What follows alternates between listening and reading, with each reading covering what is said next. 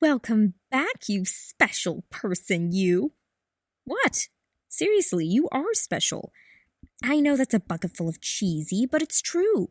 We are all special. We have unique sets of personality traits, physical characteristics. Heck, even identical twins can be very different from each other. Being different is literally built into our DNA. But we are also part of things that are bigger than us. Your family, your town, your state, your country, your world. And in each one of these is a community of sorts, with people and parts, different roles, jobs, and expectations. But what does it mean to be a member of a community? What does it take to do your part? What makes a community, well, a community? Does it mean having a shared history, a common goal, a shared idea for the future? And if you were to travel to another place, how would you identify yourself? By your town? Your family? Your state? Your softball team? You see, identity is so wrapped up in what we are a part of and where we come from, it is an incredibly important part of fitting into the modern world. Caroline here.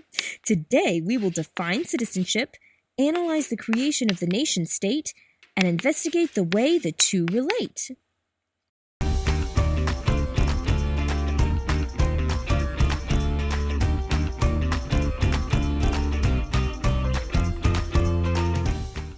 Calling all New Yorkers, Georgians, Californians, Ohioans, Texans, Hawaiians. Oh yeah. Wish I was there right now. Wait, I have to do this lesson. As you may know, people in America identify not just as Americans, but also with their home state. In ancient Greece, people identified with their city or town. Today, most people around the globe identify with their country of origin. We call all of these self-contained countries nation-states. People who identify with nation-states have a long history, and that history we call citizenship. Citizenship identifies who belongs to which nation. You're American, your friend may be Japanese, his friend could be Russian, and so forth. Membership in a nation means you culturally, ethnically, politically, or any combination of these, belong with that nation. Your country and you share a particular national history, which helps unite the citizens and form a people. But what does citizenship mean exactly? Get your pens out, students. There's an important definition coming your way. A citizen is a person that is a member of a community, state, or nation and has civil rights, civil liberties, privileges, and responsibilities. And since a citizen has rights, privileges, and responsibilities, citizenship is a legal status that implies a relationship between a government and an individual that entails rights, privileges, and responsibilities. The government protects these rights. This full understanding of citizenship is so important because people who have not obtained legal citizen status are not granted the same rights as people who do have legal status, and are therefore less protected. People who enter a country illegally, for example, or even those who are still in the process of becoming a citizen, would not share the same rights as people who are fully fledged citizens. In America, these rights are contained in the Bill of Rights, the first 10 amendments of the U.S. Constitution. Naturalization is the process in which a foreigner gains citizenship in a nation. In America, the U.S. Constitution grants citizenship to people born in the nation and empowers Congress to make rules for naturalization. You know what they say, you gotta fight for your right to vote. As we spoke about in the last lesson, rights are an important way to stop the government from becoming too powerful. A citizen's rights and privileges change depending on the nation, but in general they include the right to vote, right to free speech, one of my personal favorites, and the right to assembly. Other privileges typically include things such as driving, you totally missed that stop sign, Tina, free employment, and consumer choice. Responsibilities overlap with rights because they both include things that are guaranteed but are not mandatory, such as voting and being tolerant of others. So, where did this whole concept of citizenship come from? In Western culture, the concept of citizenship comes from ancient Greece. In ancient Greece, an individual identified with their polis. A polis is the Greek word for the city-state in which a Greek citizen was born. Just like today, each city-state provided specific rights and privileges to its citizens. In many of these city-states, citizens were given the right to vote. Yep, voting is ancient. In many cases, a person also had to be a property owner in order to be considered a citizen.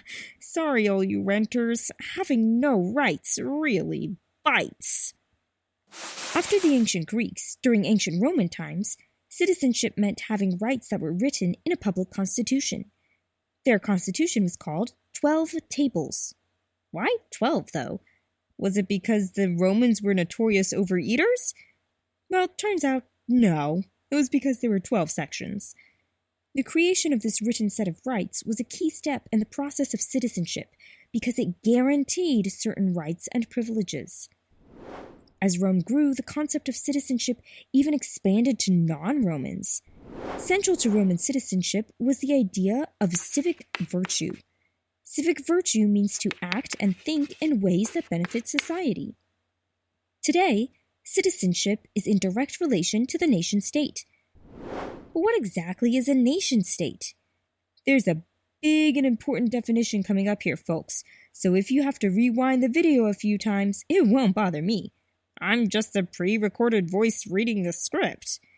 Here we go. A nation-state is the basic model of all governments today. To be considered a nation-state, an area must be territorially bounded, meaning it has a specific border. It must be a sovereign state, which means it must be self-controlled, and it must rule in the name of a group of citizens who identify themselves as a nation. This group of citizens must be either ethnically the same or share a culture, language, or set of beliefs. To this last point, America is a bit different than other countries. The vast amount of immigration America has seen since its time of independence from England means that our citizens do not share one ethnic background, or two, or three, or you get the point. Instead, we're a great big melting pot of cultures. We do, however, identify with a political culture, as well as with racial backgrounds. For example, African American, European American, or Native American. Connecting all these groups together is a shared belief in the importance of individual freedom and the pursuit of happiness, or self-determination. Despite particular differences in national cultures, all nationalities require what are called institutions. An institution is a social structure that influences the behavior of people. The nation-state and citizenship are two important political institutions that make up society. What got us to those long lines at airport security, to police sirens on the evening news? How did the nation-state emerge as the dominating form of government in the modern era? Whatever happened to the kings and queens of yesteryear? Hear ye, hear ye. Actually, some countries still have their kings and queens, but we'll save that for another lesson. There are different theories as to how the nation-state emerged. Despite this wide range of opinions, most historians point to the end of the 30 Years' War as the ultimate source for the concept of sovereignty, or the right to rule. Now, a brief history of the 30 Years' War. In the 17th century, the Holy Roman Empire, modern-day Germany, was beginning to split into semi-independent states. The Holy Roman Empire itself was already a loose group of somewhat self-controlled kingdoms and states, but all of them were dominated by the Austrian Habsburg family. Naughty Habsburgs! Sparked by Martin Luther, the Protestant Reformation, a revolution within the Catholic Church, saw tremendous numbers of people moving away from Catholic traditions and doctrine. This, of course, upset the unity that Catholicism had created in Europe. Would you believe these religious conflicts between Protestants and Catholics were actually used for political gain? No, of course not. Who could be so insensitive, so cruel? Oh, wait. Yes, they absolutely were used for political gain by both the Austrian Empire as well as the Spanish Empire. Both empires were trying to control Central Europe with its lush foliage, snow-capped mountains, and golden bratwurst. What? bratwurst is delicious. In any case, the 30 Years' War ended up with what is known as the Peace of Westphalia, and this peace is what ended up establishing the first nation-states. The Peace of Westphalia established the idea that, by fixing borders along religious lines and attempting to secure the religious rights of minority groups within those borders, a lasting peace could be found. This fixing of borders, as well as the securing of rights for the religious groups within those borders, is seen as the first example of the Western concept of sovereignty. Sovereignty means the authority of a state to rule itself. So the idea of the nation-state then emerged within these sovereign territories, and they began to take on characteristics which reflect the current way of viewing a nation and a citizen. In Western Europe, the state promoted the standardization of language and customs. Regional dialects and practices were discouraged.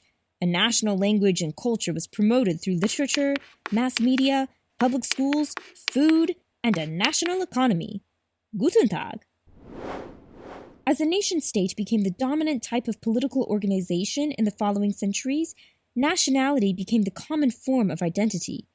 Each citizen has a specific nationality, and that nationality points to a particular political culture. And it is that political culture which determines the way in which citizens relate to their government. See? Now it all comes together. Isn't that special? So that one was not so bad, right? Just in case, I'll wrap it up for you. A citizen is a member of a community with rights, privileges, and responsibilities. A nation-state is the modern system of political organization that is based on national identities and citizenship. Nation-states and citizenship are key institutions in modern society. An economic system, or what we will refer to as a market, is the last major social institution we'll investigate in this series. Hey, it's been real. It's been fun. See you next time. Until we meet again, don't forget to vote, debate, and participate. Hey, hey!